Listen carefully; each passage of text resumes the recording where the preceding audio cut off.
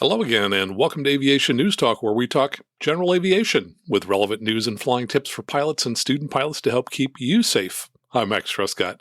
Today we'll be talking with Jason Blair about the ATP CTP, which includes 6 hours of training in a high-end full-motion simulator, and you have to do that before you take the ATP written exam. We'll also be talking about how the major airlines are gearing up to hire new pilots this year. Last week in episode 180, we talked with Catherine Cavagnaro about flaps and some misperceptions about them. So if you didn't hear that episode, you may want to check it out. And I'd like to ask you for your help with just one little thing. Please take a moment right now to find the share button on whatever app you're using to listen to me and share it with a friend. Then follow up with them and suggest that he or she subscribe to the show. Thanks so much for your help. This week in the news, ForeFlight and Aopa are teaming up to give you free stuff.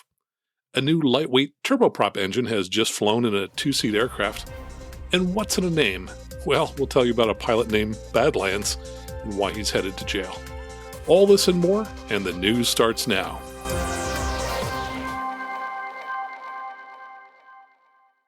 From generalaviationnews.com, go flying and get free ForeFlight gear. The ForeFlight Flyout program takes off in April, an initiative by ForeFlight and Aopa to encourage and reward pilots to get out and fly.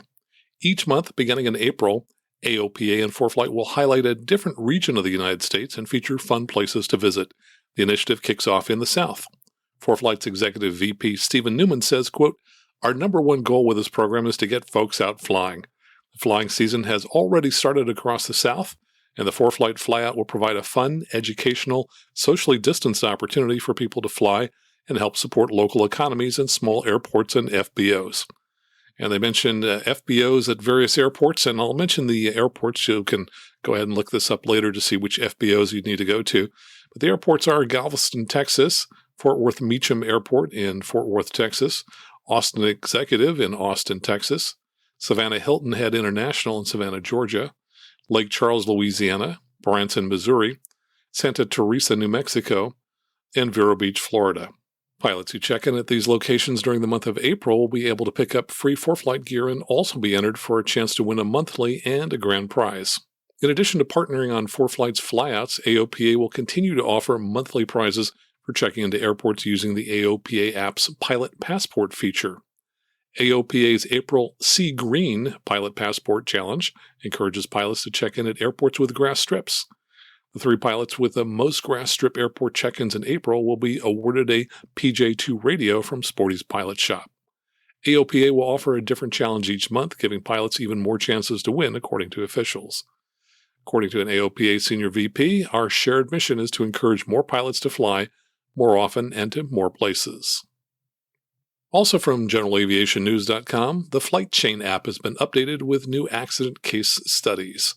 And I talked about this app last year when I was contacted by the creator, and probably the big news is no more monthly subscription fees. Beginning with its version 1.14 app update in August 2020, the optional in-app purchase subscription plans were discontinued. User feedback told us that subscriptions were not well received and they limited the usefulness of the app for the majority of users. As a result, they were a hindrance to our goal of providing more safety information to more pilots, said Dan Sobczak, founder of the Flight Chain app. All features that were previously associated with the former Plus and Expert plans are available to all users who download the app. The Flight Chain app has been updated, including new accident case studies on the blog aheadofthepowercurve.com. Throughout 2020 and into 2021, Flight Chain app and its Ahead of the Power Curve blog continues to feature accident case studies in both GA and commercial aviation. Our goal with accident case studies is not only to answer the question, how did this happen, but more importantly, we want to explore what the critical decision points in the accident chain were that led to the accident. By exploring these decision points in the accident chain format, we hope these accident case studies will help pilots enhance their decision-making skills and stay ahead of the power curve. Recent accident case studies published included why a pilot attempted to squeeze in an ILS approach where weather was far below the minimums for the approach, how the 178 seconds to live story teaches pilots why a VFR into IMC flight happens, and an almost accident case study where a commercial airline narrowly avoided what could have been the worst accident in aviation history and what caused this evolving accident chain to break at the last possible second. And I mentioned this app last year when Dan Sobczak contacted me because I found that the app was a really easy way to look up recent NTSB accident reports. So you might want to check out the Flight Chain app, and we'll include a link to it in our show notes. Also from generalaviationnews.com, gear up landing occurs after CFI inadvertently pulls landing gear motor circuit. Now, this is one of their recent write-ups of a recent NTSB report. It says the CFI and the retractable landing gear multi-engine Cessna 310 reported that while performing aerial surveying training for a newly hired pilot, the airplane was slowed to a mission airspeed of 117 knots, which meant reduced power and the use of more than 15 degrees of flaps. He then pulled the circuit breaker to silence the landing gear warning horn to ensure clear communication, but did not pull the landing gear motor circuit breaker. The pilot receiving instruction reported he did not know the CFI had pulled the circuit breaker. According to the CFI, while returning to the departure airport, the landing checklist was accomplished 15 to 20 miles from the airport in Philadelphia. He observed that the pilot was falling behind on power and descent management, and the plane was high and fast for the approach.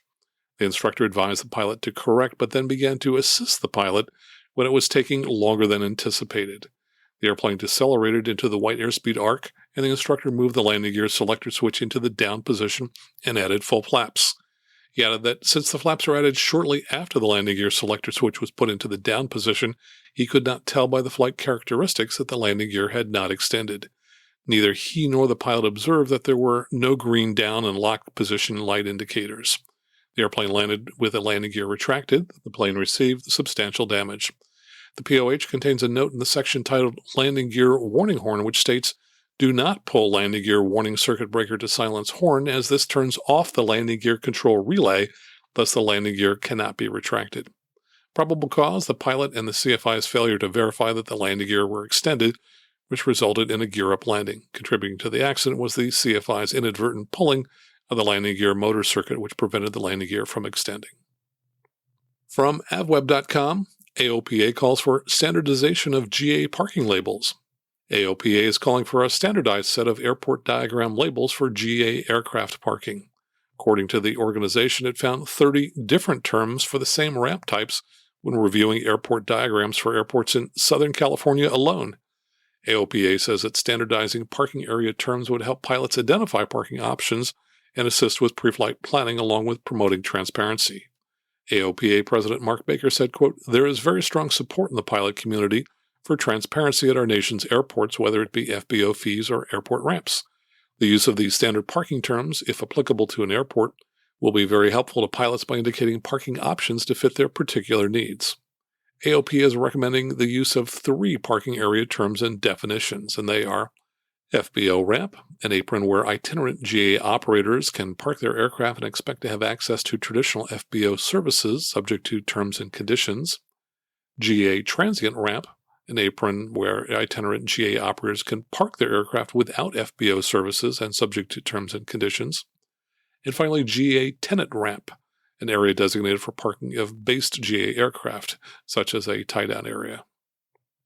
From avweb.com, Garmin expands 2021 training options. Garmin has announced that its virtual pilot training classes will run through June 2021 with plans to resume in-person training in August. The company transitioned to a virtual learning format for its training classes last October due to the pandemic. Training options offered include self-study materials and webinars along with e-learning and instructor-led courses. Garmin's training courses cover products such as the GTN series, G500, G600, G500, 600, G700 TXI, G3X Touch, and Garmin Integrated Flight Decks.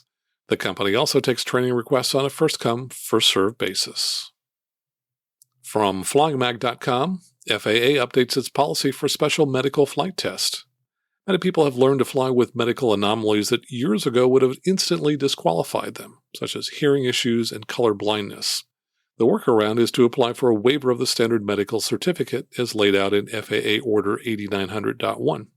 In addition to making certain a waiver applicant meets specific health requirements, the agency also demands a special medical flight test, or SMFT, to ensure the applicant can operate the aircraft itself, also known as a Statement of Demonstrated Ability, or SOTA. SOTAs are typically valid for 24 months. Until recently, the only way to complete the required SMFT and SOTA was through a safety inspector from the local FSDO. In early March, the FAA Flight Standards Division in Washington issued a memorandum to authorize the next best thing to a FSDO instructor, a designated pilot examiner, to conduct SMFT rides. The FAA memo, Deviation for Special Medical Flight Tests, requires both the FSDO inspector, now known as the managing specialist, and the DPE to follow a number of guidelines. The managing specialist must ensure the DPE is capable of evaluating the applicant and has been trained on FAA policy, procedures, and PIC responsibilities when reviewing the application for an SMFT, such as keeping their DPE credentials current and ensuring the designated examiner is trained on how the necessary paperwork should be uploaded to the FAA computer system. The agency contact person about this new procedure is named Al Gill, that's ALGIL, and his email address is alvaro.gill@faa.gov, and we'll have a link to that, of course, in the show notes. From flyer.co.uk, that's Flyer magazine in the UK, Greek company tests turbine-powered Bristol microlight. A new startup in Greece has test-flown a Bristol 600-kilogram microlight fitted with a prototype turboprop engine producing a claimed 130 shaft horsepower. And by the way, this aircraft, which is a two-seater, looks very similar to what we would call a light sport aircraft. Continuing, the company Heron Engines, that's Heron, has yet to release any details other than a video on YouTube. The video shows the twin exhaust stacks of the compact turbine engine with the cowlings off. Then for flight, the cowlings are replaced and the aircraft looks much like a standard Bristol. Startup and takeoff power have the typical jet turbine wail. U.S. magazine Plane and Pilot made the point that aircraft with jet turbine engines are usually flown at high altitudes where the lower drag reduces fuel burn. However, light sport aircraft and microlights like the Bristol are usually flown at lower altitudes where fuel consumption is much higher.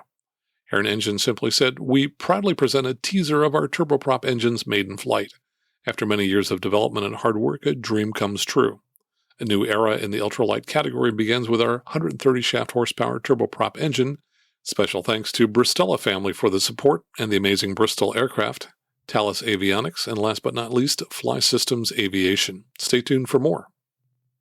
From kitplanes.com, Vans Aircraft investigating quick build kit corrosion proofing. Vans Aircraft announced today that it is investigating a few reports of potential surface corrosion appearing on the interior aluminum surfaces of specific quick build wing and fuselage kits. The company believes the root cause appears to be the incorrect application of primer combined with the introduction of sweat on the part's surfaces during assembly at the contractor's facility. Vans has a long-standing and successful relationship with a subcontractor in the Philippines that performs the labor-intensive aspects of its quick-build kits. The kits in question were delivered to Vans between June 2020 and January 2021. Vans stopped the off-site quick-build assembly process as soon as it noted the issue. Quote, "As we continue our investigation, we are reaching out directly to customers who received quick-build kits that could potentially be affected to assess the delivered kits and ensure they are checked," the company said. "We will ask each of these customers to complete a survey in which they will follow specific instructions to briefly examine and photograph certain parts areas of their quick-build kits and then submit that information to Vans Aircraft for review. In the event a customer's kit is affected, our staff will work directly with each kit owner to resolve his or her individual needs based on our analysis of that kit." And finally, from TulsaWorld.com, a Tulsa man is accused of drug trafficking after more than 100 pounds of methamphetamine was discovered on a plane he landed at the Jones Riverside Airport, according to a court document. Badlands Justice McNally, age 30, is facing a federal complaint of manufacturing, distributing, dispensing, or possessing with intent to distribute a controlled substance and possessing a firearm in the furtherance of a drug trafficking crime. He was booked into the Tulsa County Jail and was being held in lieu of $35,000 of bond, according to jail records.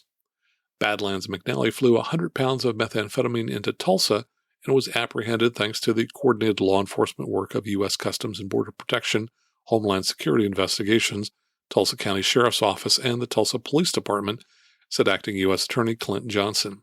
Investigators were alerted by the U.S. Customs and Border Protection Air and Marine Operations Center that a plane was headed to Tulsa from Lake Havasu City, Arizona, and requested that Homeland Security conduct a pilot certification inspection, according to an affidavit filed in the Tulsa-based U.S. District Court for Northern Oklahoma. Investigators saw the plane land at Jones Riverside Airport about 8 p.m. and found that it was piloted by McNally, officials reported in the affidavit. They started a pilot certification inspection, and McNally gave them their pilot credentials. While the credentials were being verified, investigators asked him where he was coming from. He said he came from Watonga after visiting his family, but did not say that he had been at Lake Havasu City first, according to the affidavit. Investigators asked why he did not say he was at Lake Havasu City, but he could not provide an explanation, according to the affidavit. McNally reportedly became defensive and agitated, and investigators asked whether anyone had asked him to transport anything for them. McNally declined investigators' request to search the plane. Before investigators could finish explaining that they were not overly concerned about marijuana, McNally said, "It's probably not marijuana in there," according to the affidavit. He also said, "I don't want to get my head chopped off." After that, a Tulsa police officer had a police dog sniff the plane and search for drugs, and the dog pointed them in the direction of the cargo door, according to the affidavit. Investigators opened the cargo door and found 2 duffel bags containing what appeared to be meth and also a rifle and 2 pistols. Agents arrested McNally, who said in an interview after the arrest that he had made 7 or 8 similar trips, according to the affidavit. McNally reportedly told investigators he never looked in the bags because he didn't want to know what was in them. McNally said he was paid between $7,000 and $12,000 to make the flights. He said he would fly money and guns from Tulsa to airports in California and then return with the duffel bags.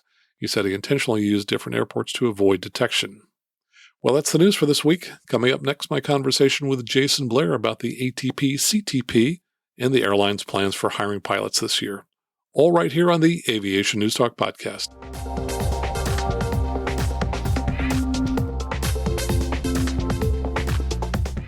This week, I'm going to skip my usual updates so we can get straight to our conversation with Jason Blair. I will mention, though, that I went flying today for the first time in 4 months, as I expect to get back to teaching full-time within the next few weeks. And since it had been so long since I flew, I did what I would tell you to do if you hadn't flown for a while, and that is to bring along a CFI with you. So we took out a new 2020 SR20 G6, which is the first time I've flown the G6 version of the SR20. There are some minor differences between the G6 version and the earlier versions of the SR20 that I have been teaching in, so I wanted to get fully briefed on those. Now, the CFI was a gentleman who I taught to fly the Cirrus years ago, and he's been teaching full-time now for 4 years. And it was particularly enjoyable as I found that we were both learning things from each other. So even if you have been flying a lot, but haven't flown with the CFI recently, I'd recommend that you do that, as there are always new things you can learn, regardless of how much experience you have in an airplane. And probably the best thing about today's flight was that it was fun. It's been a while since I've been in the left seat and since I flew with the CFI, and I greatly enjoyed it. So if you haven't been flying lately, I'd encourage you to get out there and do it. Now let me tell you about Jason Blair. Jason is an FAA DPE, or Designated Pilot Examiner, who gives check rides to pilots, and he's also an active flight instructor. He writes for both Flying and Plane and Pilot magazines. He's the past executive director of NAFI, the National Association of Flight Instructors, and he serves on a number of industry committees. And he's also one of the supporters who donates money each week through patreon.com to support the Aviation News Talk podcast. He's been on some of our most popular episodes, giving me mock check rides. So if you have an instrument, private, or commercial check ride coming up, you'll want to listen to episodes 129, 139, or 149, respectively. Now here's our conversation with Jason Blair. Jason, welcome back to the show. Great to have you here again.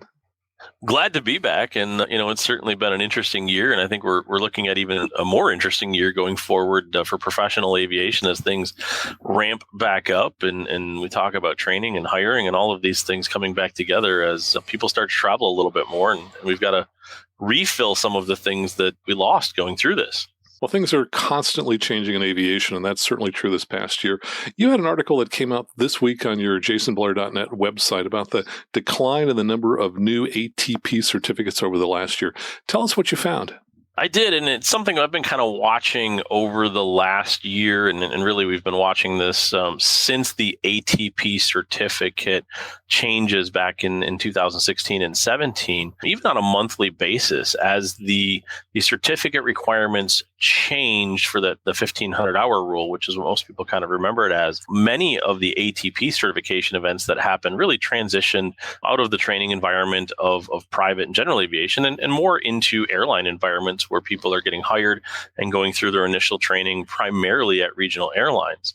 So we saw that transition. We had a spike back there in 2016 and 17 where we had some deadlines, and all of a sudden a whole bunch of people got their ATP certificates before they had knowledge tests expire. And then we kind of plateaued through 2017, 18, 19, and we're producing maybe 600 or 700 ATPs kind of roughly per month. And as we transitioned last year, about a year ago now, into the depths of the pandemic, we saw, April do about 600, and actually the number was 632 per month. But then as airlines slowed their flying and stopped doing new training courses, we see a new norm of somewhere around the 150 to 160, maybe even as recent as last month, 202 ATPs per month being produced across the entire United States for ATP multi-engine certificates. And this is really a much lower number. I mean, as we look at this and compare that, we're seeing better than a 50% drop off in the number of ATPs produced on a yearly basis here in the US. Now, it sounds like it's not a really bad thing because we weren't hiring, but it is a bad thing when we go back to hiring. We've kind of had a lost year of ATP qualified pilots that we are going to have to somehow backfill or produce again. So we've really got a lost year of ATPs. And as the airlines come back up, we're going to have to figure out how to get more people through who can be qualified to take those ATP jobs and work at the airlines. Yeah, certainly everything is kind of shut down, and now everything has to kind of spin up a little bit. So what does the outlook for hiring look like right now for the majors? I would imagine most people would assume, hey, they're not going to hire for a long time. What have you found?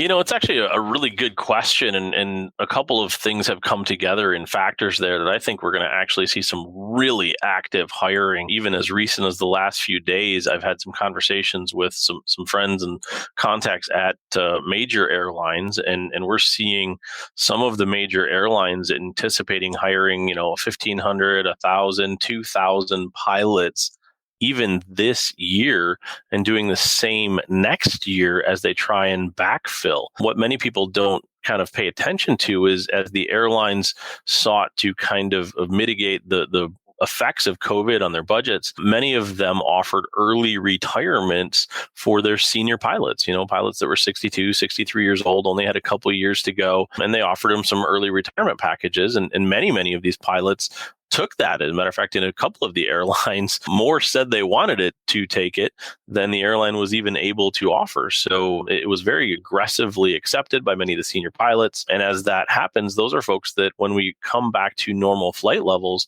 they're not going to re-enter service as a pilot. If you were 62 and you had a year off and you got your early retirement, are you going to come back and try and get line qualified again when you're 64 just to fly a year?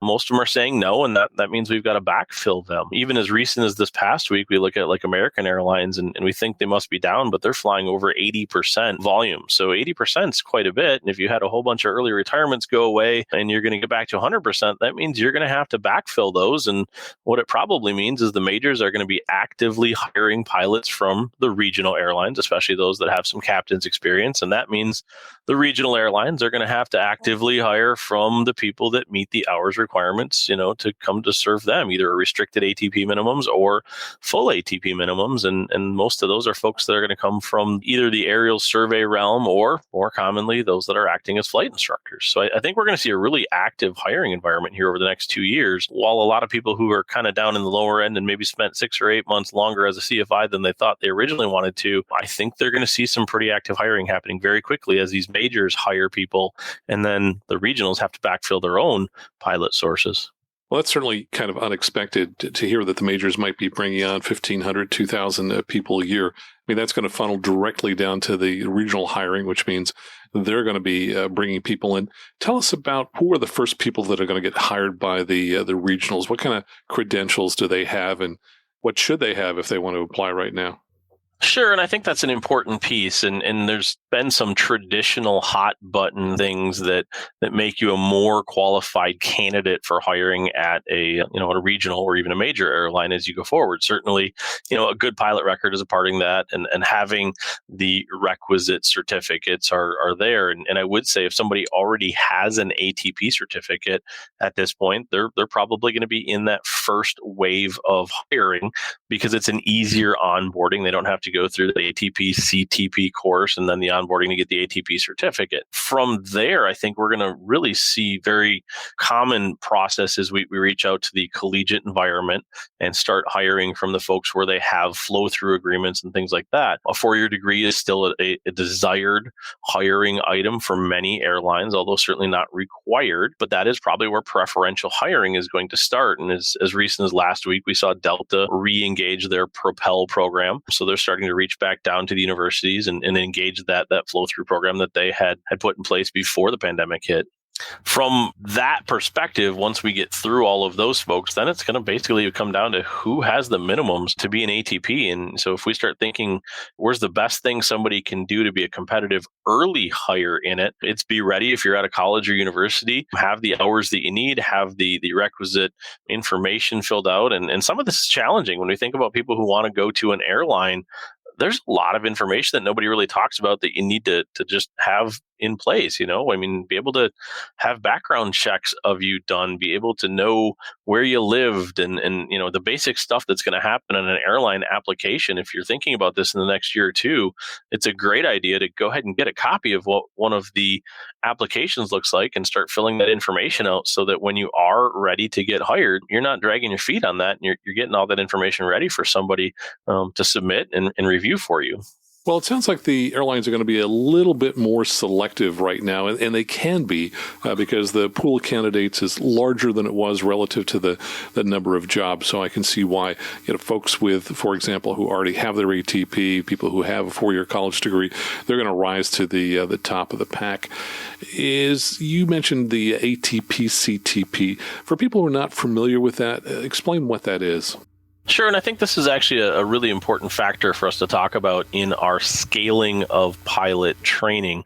If we look at anything in a business sense and we think, hey, if I need more widgets, I just open a new factory and create more widgets. And I kind of use that analogy because the ATP CTP course is kind of the factory that helps us make more widgets or pilots in this case. One of the things that changed a number of years ago with the 1,500-hour rules work is that an ATP commercial training program course is a prerequisite course that must be completed prior to an applicant being able to and authorized to take the FAA ATP multi-engine knowledge test. And then that knowledge test is a prerequisite between that and experience to take the practical test. So there are only a limited number of providers of that ATP CTP course.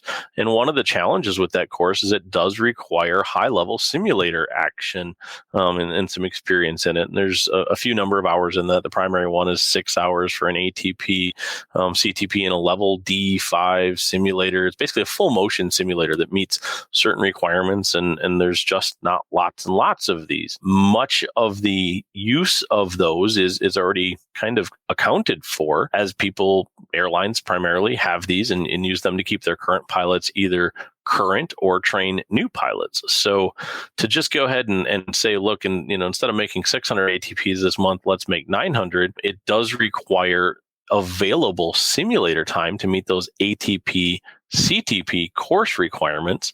And unless we found a bunch more of those sims, we do have a little bit of a constriction there. So, somebody who already has their ATP can bypass that roadblock along the way. Certainly, many of the airlines either have or contract that course to folks that have simulators that meet those requirements, and obviously are going to maximize their flow through that when they need it. But we do hit a little bit of a constriction there in the certification flow and process as we try and onboard more pilots going forward to backfill if there's shortages. Well, and I guess there's another restriction as well. That simulator has to be for aircraft that are more than 40,000 pounds or something like that?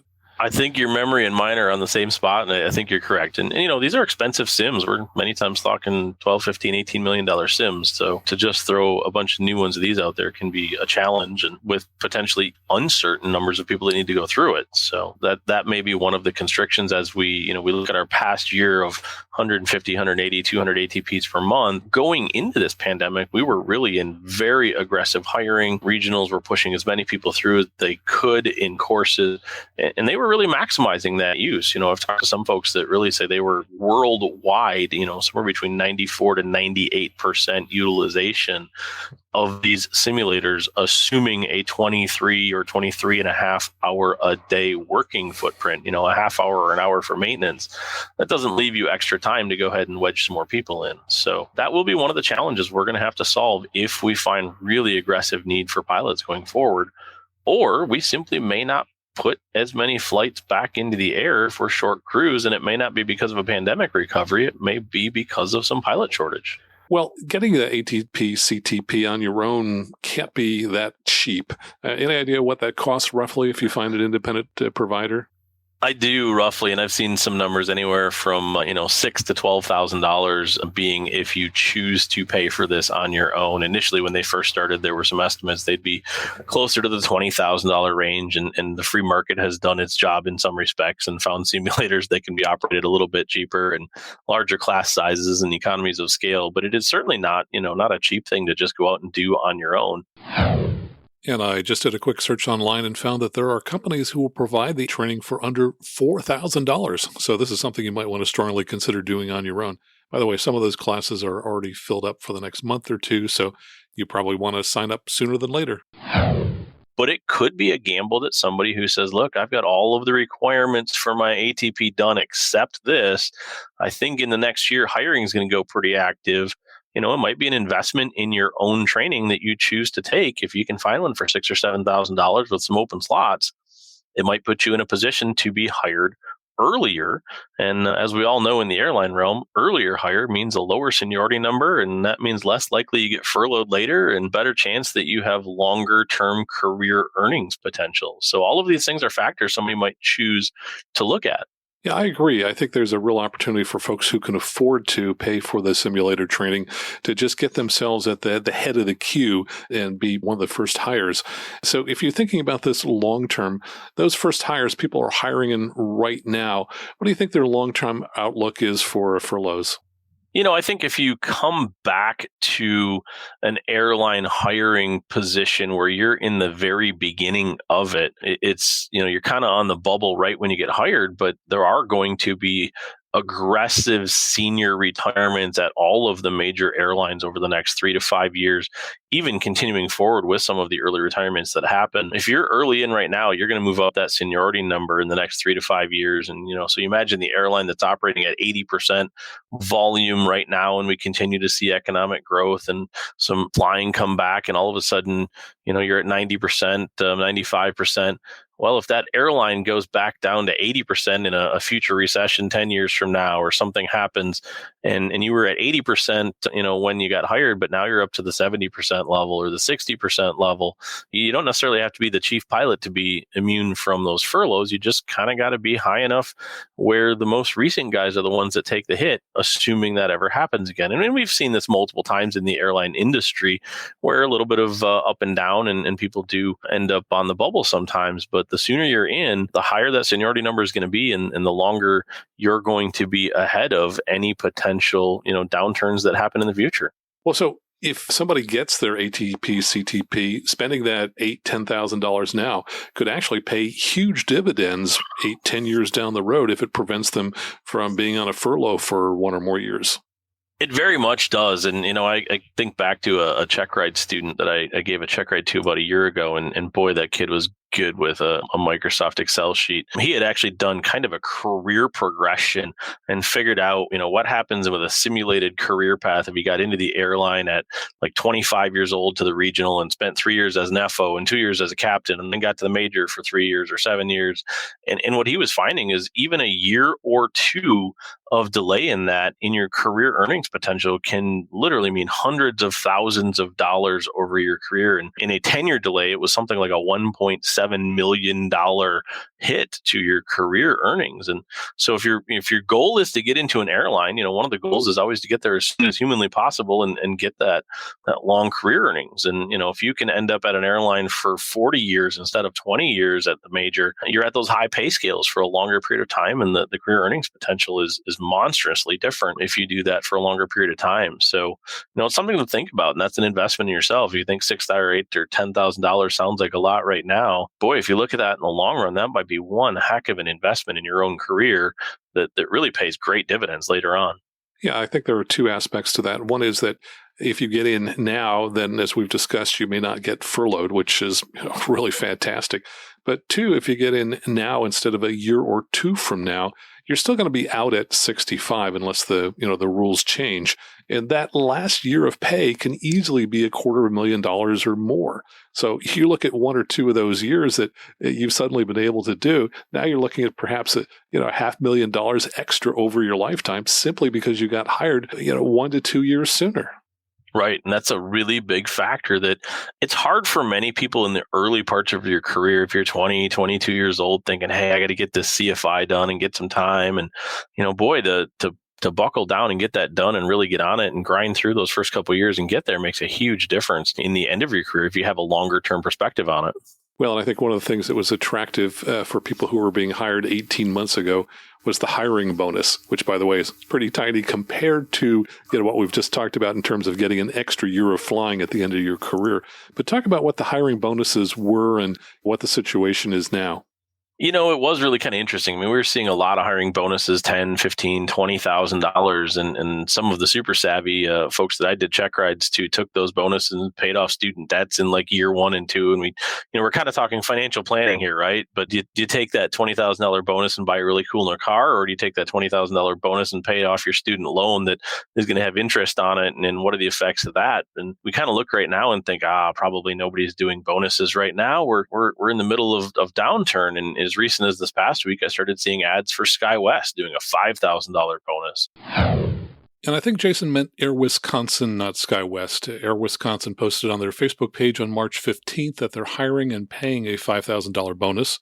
The SkyWest webpage says hiring has been temporarily suspended due to the COVID-19 pandemic, but if you're interested in receiving information about future opportunities and updates, sign up below or follow us on social media. And of course, all of this could change at any time. It's a hiring bonus right now. It sounds like that's not a lot, but I'll be honest, Max, you and I talked and we're like, wow, kind of surprised anybody's doing any bonuses right now, right? So they're already starting to look ahead of this market and figure out that, we're going to have to attract people back in, and bonuses are a way to do that. And, I think that's part of what we're going to start to see even more over the next few months. Yes, I think anybody who is skeptical as to whether the airlines need pilots just has to look at hiring bonuses, because that's an absolutely telltale sign that they're expecting there's going to be some difficulty in getting the people that they need. I was looking, by the way, at a survey that just came out of England, and so this is going to perhaps be different than in the U.S., but they said that the pilots are going to have a drop in earnings because of the pandemic. Partially that's because of bonuses, partially it's because of people who are going to be not getting the big dollars sooner. But they were saying that for a 10-year career, they expected that previously people would have earned $575,000 over that 10 years. Now, if you divide that by 10, that's $57,000 a year. Obviously, the first year was a lot less than that. The last year was a lot more than that. But the new estimate they've come up for that 10-year period is $370,000. So apparently the pandemic has caused a bit of a hit. Now, this was just a study in England. It's not clear that you're going to have the same effect here. Perhaps one difference would be that if you look at Europe, you have a lot more long-haul traffic that occurs, whereas here in the U.S., we have a huge amount of domestic traffic. And so percentage-wise, I think we have lost fewer flights than they have in Europe. So I would imagine that the hiring situation here is actually probably going to be better, and the salary situation is probably going to be better than it will be in England.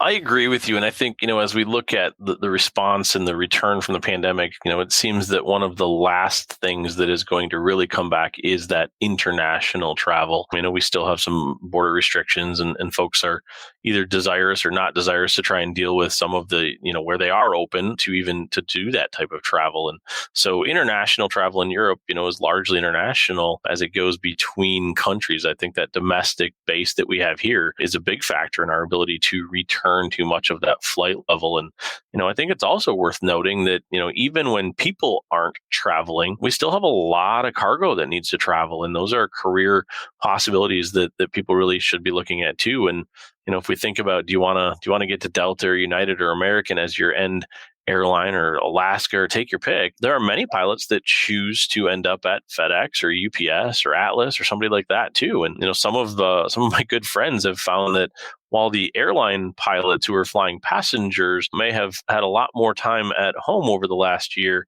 boy, the guys flying for some of these cargo operators, they had extra flights being offered to them. And it was a very profitable year for a few of them who picked up extra flights. And, so that's a career option that, maybe your first few years at the airline are just to get you where you want to be at the cargo side too. And, if FedEx or UPS is your end desired airline you want to get to as an ATP, that's something to look at too. I think that's a really excellent point. I think lots of people, when they think of careers in aviation, instantly gravitate to, airline pilot. And yet there are so many other kinds of career options. You've just mentioned cargo, and a lot of people will make a full career in cargo flying for folks like FedEx or UPS or other folks flying just as big, heavy equipment as they would have if they were at the airlines. And of course, we've got other kinds of options as well. I think people often don't think of corporate flying or flying for fractionals, net jets, and people like that. So certainly a lot of different opportunities, and you have trade-offs with all of those. So, for example, some of those jobs, you're back home every night. Many of those jobs, you are not back home every night. So I think there's just a lot of different things for people to choose from as they're looking at an aviation career. Let's talk about the 1,500 hours that people need to have before they can get their ATP. What are the ways that you're typically seeing as you're working with students in universities that they are getting those hours? So that 1,500 hours is always kind of the challenge for a lot of people. They, get through that private instrument commercial and then say, all right, so what do I do to get to the hours I need? And for many of the university trained collegiate environment, there's a lower cut down that allows them in at a restricted ATP level of 1,000 hours, or depending if it's a 2-year college, it might be 1,250 hours. But the higher number is 1,500, and they've got to get there somehow. So whether it's they need another 700 or 800 hours or another 1,000 hours, they've got to build that. Most people are looking at a couple of options to build those large chunks of time. The heaviest in terms of prevalence is acting as a flight instructor for a period of time and getting that flight time, that PIC time as a flight instructor. A close second is also aerial mapping. And we've seen a lot of that over the last few years, especially as folks like Microsoft and Google and all of the online providers have mapping software that needs that live Earth data. There's a lot of airplanes flying out there every day, kind of mowing the grass back and forth, taking video and imagery of that ground. And that's another way that a lot of people go out and build large amounts of flight time that then is applicable toward the ATP minimums. Now, there are a few other providers out there, even as low as 250 hours, maybe a right seat job, 500 hours as a captain's job, where there are VFR Part 135 operators that do some transit. And those kind of happen in a lot of places where there's islands, or there's folks that need to get back and forth between a couple places, and it's VFR 135, and they're building time that way. So there are some actual commercial pilot jobs out there that can help you build a lot of time also, if you go digging a little bit, and also if you're willing to move. And that's a big part of it. And some of this in the early stages of the job market here, as you're trying to get to that 1,500 hour rule, is it might require a little bit of a move to go where the job is for a year or two, or potentially a few more, as you try and get that experience that's going to get you to the end job that you're really looking for. Well, so for folks who are approaching the 1,500 hours, or if they're at a university program where they have fewer hours, what kind of recommendations do you have for them prior to going in for their interview? What kinds of things should pilots be doing, in the days and weeks and months ahead of that airline interview to give them the best shot of getting that job that they're looking for? Sure. I think, the best things you can do is one, get your paperwork in order, have everything you need for an airline application, figured out. And they're going to ask questions like, what day did you move in and out of each place that you've ever lived, right? This is not something, unless somebody has told you, that you probably think about. Make sure you have transcripts from your colleges. Make sure your logbook is up to date, clear, understandable, readable, and correct, and this might be getting into a spreadsheet or a logbook program and making sure you can really put those times in and make sure it's correct. Because last thing you want to do is show up and say, look, I think I'm there, but I found I'm 0.5 hours short of the cross-country requirements for this ATP job you want me to have. This doesn't really show you as a candidate very well. So, make sure your paperwork's in order. Networking is really important, and it's great to have some senior captains and folks like that you can talk to. But the best advice I can give you is make friends with or talk to a couple people who have recently been hired by the airline and have gone through their training. They're the folks that are going to understand exactly what the airline is doing right now, questions that you might be asked, and things that you should know as you go through the training. You can get a leg up right by doing that. So that networking is really an important piece, I think, to making sure you're ready to be hired. And then also start reaching out to the recruiters. If you've got a couple of airlines that you want to work with, there's nothing wrong with reaching out to the recruiter and telling them, hey, I'm at 940 hours and I got 60 hours to go and I expect to be there by August. And let's start talking about getting me into the flow. Many of these recruiters will take a good candidate and kind of shepherd them a little bit through. That way, when they do deliver them as a potential hireable candidate, the flow works really well. The airlines don't want to spend a whole bunch of time and money recruiting candidates that they're just going to wash out. They want to spend that time and money on people that are going to make it through the hiring process and then the onboarding and all the way through the training into service as an actual airline pilot. So do everything you can to make that process easier for the recruiters and for those that are doing the hiring. So there was an interesting aspect I remember when talking with a chief pilot at an airline.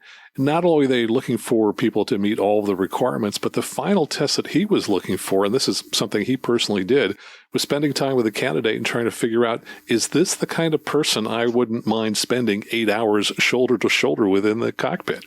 So that's an important consideration. You've got to have some social skills there as well. Otherwise, people probably aren't going to want to hang out with you for that many hours.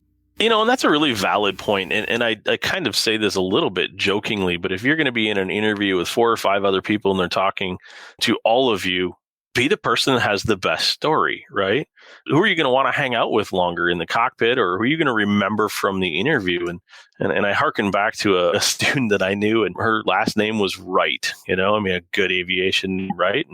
And she's like, what do I do if I go to an interview? And I said, do you happen to be related to Orville or Wilbur? And she said, well, I don't think so. But she was from the Carolinas, so there was a question. And, I said, if somebody asked, well, why do you think you'd be a good pilot? I said, you just look at them deadpan and say, well, my last name's Wright. My family invented flying, of course. And then you can go, nah, I'm not really a Wright brothers descendant. But, I said, what are they going to remember? You're going to remember it's somebody who's entertaining and a little bit fun. And if I'm not saying you got to make a joke of the interview, but being a generally good, personable person, somebody that can enjoy sitting in the cockpit with, maybe have a conversation with as you do an overnight. I think that's a factor too. We're not just looking for automatons that push the buttons. We want people that are going to be good pilots and fit into the culture of the airline. And that is something that's worth looking at too. Are you looking at an airline that fits your personality? Each airline has a little bit of its own culture, and talking to some pilots and getting a feel for that can be a part of whether you select one airline over another as your target employer.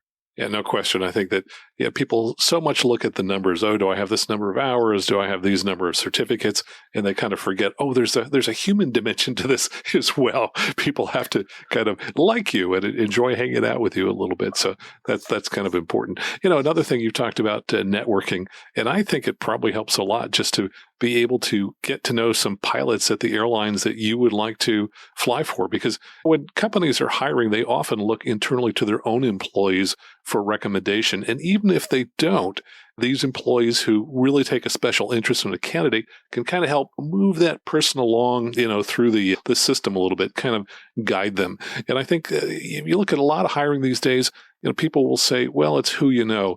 And you know what? There is a huge element to that. So I would say, get to know some people where you want to get hired.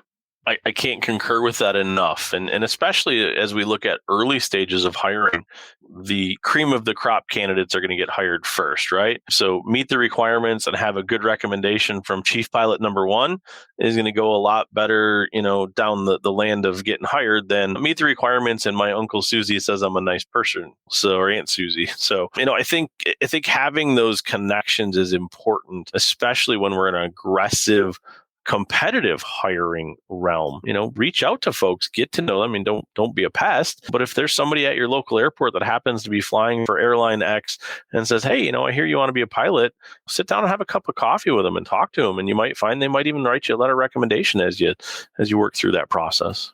Well, and I think another thing to remember is not everybody gets hired on their first interview or their first job. So if you get turned down, don't look at that as something that's totally demoralizing. I mean, think, for example, with actors in Hollywood, they'll go to hundreds of auditions, before getting a particular job. And so with the airlines, yeah, you might get lucky. You might get hired from the first interview, but there's a really good chance you won't. And, I think that people are often looking to hire people who have a certain amount of persistence. They want people who figure out how to get through obstacles and find solutions to problems. And, I think that when they see you show up the second or the third time, they kind of get the idea that, oh, this is someone who's really taking this serious and working really hard to get to be where they want to be.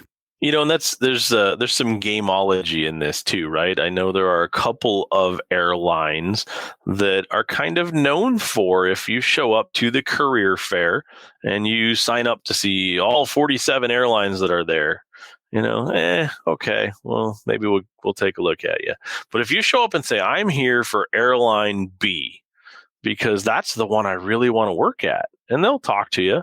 If you show up at a second career fair and they only see airline B, you're going to probably get an interview and maybe hired.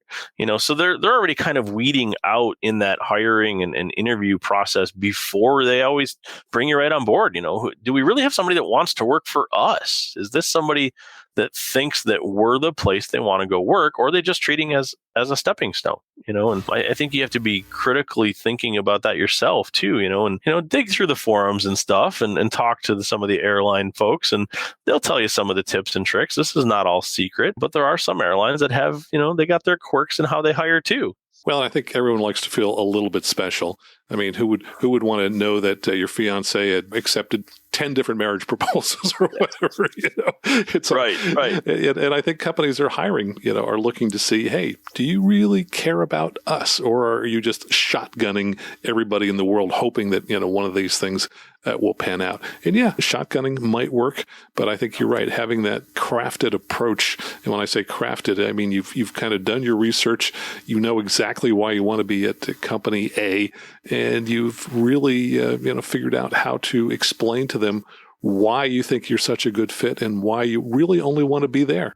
And I think it's fair to them too, because they are going to invest in you. I mean, they're putting hundreds of thousands of dollars of training into you, and their hope is that's going to be a long-term return as a good pilot in their system. And if you show up and say, hey, I'm here to fly for Delta, but man, I really hate Atlanta and Minneapolis, maybe they're not the right one. If you show up and say, I want to fly for United and I just can't stand Denver, maybe they're not the one. So figuring out what the right place that you want to work for helps make sure you're a good candidate for them, that they're going to invest. And, that's something that you can have come out in an interview too. If you say, boy, I happen to live right now in Poughkeepsie, but my desire is to live in Atlanta, and that's where I've always wanted to be, and you're at a Delta interview, that's a good thing for them. So show what makes you a good candidate for them, a good fit for them, and it's going to help your hiring process. Yeah, I think you raised a really excellent point about where it is you want to live and work. When I was coming out of college, there was a company that I was strongly considering, but they only had locations in New York City and Los Angeles. And I thought, those are really not the places where I want. I had actually lived in New York, so I'm familiar with it. But I knew that, I really wanted to be, probably out in the suburbs somewhere, and that just didn't kind of fit. So, and there was another point in time where I was looking at something else, and a mentor basically said, yeah, we went to a place that we really wanted to live, and that's where we started the company. And I thought about that particular opportunity I was looking at. It was like, no, that's not actually where I want my kids to go to school. Right. So the pilots have a little bit more flexibility because they don't necessarily have to live at the base that they're going to be operating out of. But, they still have to get there. So it's still a consideration. Very much so. Well, tell us about any recent check ride stories that you may have had. Anything that you can share with people? Any things that have happened? Sure, and everybody loves check ride stories, me included. And I think there's always something to be learned from them. And we all make mistakes, but we're heading towards construction season, not just on roads, but in airports also. And I'll convey one I think that was really an interesting one at one of the airports that I do a number of check rides. There's a few taxi areas that are short historically. I guess I should say they're beyond. The taxiways go a little bit out further, and they're a non-movement area. So those big lines with the dashes on one side and the solid on one side that we're not supposed to cross till we talk to ATC, right? So one of them got moved. So I had an applicant that was used to doing a run-up in an area that feeds into a taxiway that was historically a non-movement area. And so we taxied out, and he did his run-up in that area. But unfortunately, a couple of months prior, to make accommodations for the ILS hold critical area, that non-movement area had been moved back a little bit, and we found ourselves across the line. So here we are on a check ride, and we have not talked to ATC. So I made a quick call to ground and said we've accidentally come across the old or the new hold short line. We're short of where the old one was, and we'd like to taxi back to the ramp. So it was a check ride failure moment because we had broken a clearance requiring moment, and fortunately Tower was nice to us and said, yep, we get it. We've had a couple of these as we're changing this, and we went back.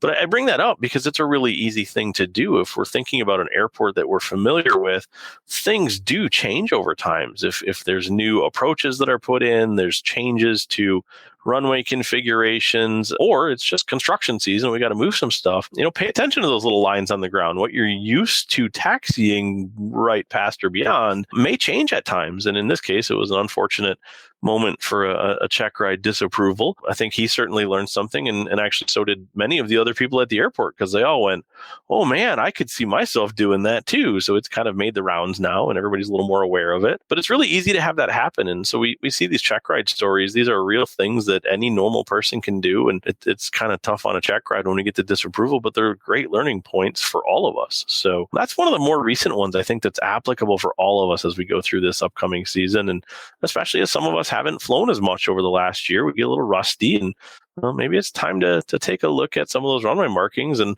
I want to pass along a great tool a CFI applicant used with me called Google Earth, right? We've all seen this, right? And as I was talking about runway signage, he just started zooming in on airports, and man, that aerial footage that we talked about for aerial mapping is awesome.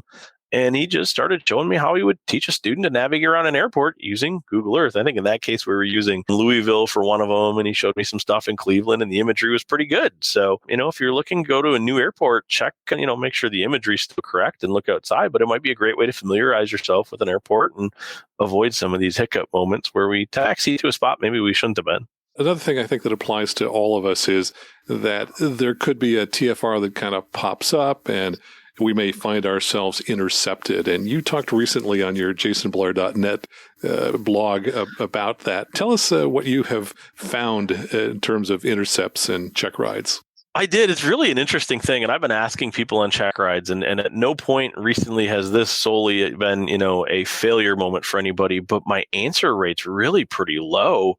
What's the first thing you do if you're flying along, not with flight following, having a great day of flying, and all of a sudden off your wings an F-16 or something similar? And the answers I get are actually surprisingly not very helpful. I would divert to an airport. Some will say, I'll try and contact ATC, and then I'll say, okay, so who would you call? And they're fumbling. And I'm like, by the way, while you're fumbling through this chart, the guy in the F-16 is waving at you, right? Making you more nervous. And very few people do what the first thing they should do is tune to 121.5. They're probably trying to contact you. And it may be something as simple as a TFR popped up and not terribly far away from my home here a few months back, where they had an F-16 go down in a practice area and it became an immediate TFR, right? So if you had gotten a briefing before you went out flying, you're flying perfectly legally, and something like that happened, you might find yourself in a TFR and somebody's going to pull up and say, hey, we need you out of here. It's an emergency. And you go, oh, I'm on 125, and you tell me where to go, and off I go. No harm, no foul at that point. But not talking to them isn't going to help make it any better. And I had a friend of mine that I was speaking with, and this was kind of during the presidential season, when one of the events happened. Out of the 6 people that they had to talk to for TFR busts in one of the events, not a single one of them tuned to 121.5. And it's really simple. Go to 121.5. We all kind of memorize it. What to do in an emergency? 121.5, 7700, right? But that's the emergency frequency for contacting you too. Just tune it in and say, hey guys, am I not where I'm supposed to be? And tell me what you want me to do. And they may say, hey, there's been something that's come up. They may tell you, hey, there's been a TFR here for 3 days. Dummy, you didn't do your job. And in which case, we're going to talk to you a little bit more. Hopefully that's not the case, but that will be the first step you can have at trying to help comply and make the situation better. I think one of the key things that people should think about when they're doing pre-flight planning is, if you do nothing else, check for NOTAMs and TFRs. You may have this beautiful day where you just know the weather is going to be spectacular. You're only going a short distance. You know the route. Maybe not that much planning is required, but you may find yourself in trouble. I know of a mechanic who was moving an airplane from Sacramento to Byron here in California. Pretty darn short flight. And of course, being in Sacramento, he was unaware that there was a president visiting San Francisco. And so he ended up clipping, mile 29 of the 30-mile outer ring of that TFR, which meant, guess what? He got violated. He was in trouble, and it caught him totally blindsided. So you can find yourself in these situations when you least expect it, which is why when you do that pre-flight, for crying out loud, if you do nothing else, check NOTAMs and TFRs. Very much so. And it's not hard to do anymore. Most of us carry multiple devices that'll tell it to us. So just give it one last look. For sure. Well, Jason, it is always a great pleasure having you on the show here. Where do people go when they want to find out more about you and the check rides that you give in the Michigan area? Sure. The easiest place is really simple, jasonblair.net. And, as always, anything I can do for the listeners, reach out, email me. Since the last one we did, I've had 8 or 10 people email a request for the logbook spreadsheet. So I anticipate there's a number of people out there with crossed eyes as they're trying to make numbers come out of their logbook and go into a spreadsheet, but certainly hope it's helping them. And any way I can help people, certainly willing to do it. Jason, thanks so much for joining us again. My pleasure. And I'd like to thank Jason Blair for making time to talk with us again today. You can find out more about Jason and his books at jasonblair.net. Those books, by the way, include Buying an Airplane, Owning an Airplane, Middle Altitude Flying, and Tailwheel Flying. And if you're near Michigan, you may want to schedule a check ride with him. In our show notes, you'll find links to Jason's website, his page for scheduling a check ride, and his YouTube channel. Coming up next, listener feedback, right here on the Aviation News Talk podcast.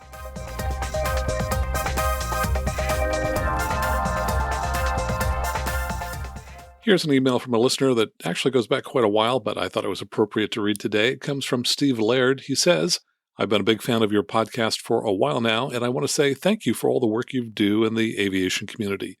A few episodes back, you had Mike Goulian on the show, and I really enjoyed that episode.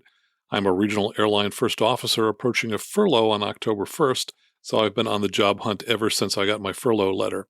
I looked up Mike online since his businesses outside of air shows and air races was mentioned on the show, and I found an opening that I applied for. I just accepted a position with a company, and I'm very excited to be able to start working with such an excellent, passionate team of aviation professionals. Thank you for what you do and sharing all aspects of aviation, since your show ultimately was a spark that helped me line up work in the near future. Keep up the great work on the show. I really appreciate it. And Stephen, you are very welcome. I'm happy to provide a job service here on the Aviation News Talk podcast. And by the way, you couldn't get a better place to work for. Mike Goulian is absolutely spectacular. And here's a listener question from one of our new Patreon supporters. Hey, Max, it's Steve from Charlotte, North Carolina. I was catching up on some episodes I'd missed and came across episode number 80 in October of 2018. you were at Air Ventures and you had some interviews with some interesting folks. One of those was an interview with a fascinating woman named Tammy, who was trying to go from zero to an airline pilot in 1 year. I've wondered how she ended up doing. I apologize if I missed that in another episode, but I would appreciate an update on that story if you haven't already given one. Thanks, and I love the podcast. Keep up the great work. Well, Steve, Tammy did succeed in getting her 1,500 hours within 12 months, and she did get hired by SkyWest. And I sent an email off to get an update, and she said, "So great to hear from you. Gary and I are sitting here in our new car figuring out how to work this thing." He says, "Gary got your email and handed me the phone. I just celebrated my second anniversary at SkyWest flying the Embraer 175. SkyWest didn't have to furlough any pilots during the pandemic. Yay! Instead, they offered pilots the opportunity to take VTO, volunteer time off. I took a few months VTO off and on over the past year, enjoying the summer at home with Gary, but also flying enough to stay current with the aircraft. In the meantime, we have stayed busy flying our Cirrus SR20 and Baron around the country. We love your show. Keep up the good work, and thanks for staying in touch. P.S. We still dream about getting a Vision Jet. If that dream ever comes true, we will get in touch so you can be our intro pilot after we finish our type ratings in it." And that's from Tammy. And here's a listener question that comes from one of our Patreon supporters, Stephen Schofield. He says, "I'm a rusty pilot. I absolutely love to fly, but there are times that I stay on the ground due to confidence issues. If the wind blows more than 10 to 15 knots, I cancel the flight. I have taken a CFI up with me to practice crosswind landings and such, but just can't seem to shake this from time to time. I'm sure it's just a heavy dose of rust, or at least the perception of rust on my skills. I would like to hear from other people on how to get past this. I feel like I need to expand my personal minimums, but am I truly ready to do that? That is my question I've had in the back of my mind for a few months now." And I wrote back to him and I said, "Stephen, I think it's fairly common when people are rusty, they wisely choose more conservative personal minimums. Taking along a CFI definitely makes sense. Another thing that could help is if you have airports in your area with crossing runways. You might start landing on a runway that's into the wind and later start landing on the wrong runway that results in a crosswind. That way, if you're uncomfortable with any of your crosswind landings, you can just go around and return to a runway that's into the wind." Hope that helps. And if you're enjoying this show and you're looking for just a little extra content, may I suggest that you sign up to support the show via Patreon. Folks who support us at the $8 a month level actually got this episode a full day early and often get episodes early. And people who donate $20 a month or more have access to the bonus videos, which I publish about once a week. Last week, I posted my video interview with Jason, in which you could see some of the slides that he talked about. If you want to sign up for Patreon, just head on out to aviationnewstalk.com/awesome. Enter your credit card and sign up for whatever level you would like. Or if you'd like to make a one-time donation, just go out to aviationnewstalk.com/PayPal. And finally, if you'd really like to support the show, this is free and easy to do. Just look on the app that you're listening to us on now and find that share button, and then share it with a friend or anyone you think might enjoy learning a little bit about aviation safety. And then follow up with them and encourage him or her to subscribe to the show. And of course, it's free. And the reason I'm asking for your help is that one of the few ways that we have available to us to grow the show is to share it with friends. So thanks very much for your help in growing the show. So until next time, fly safely, have fun, and keep the blue side up.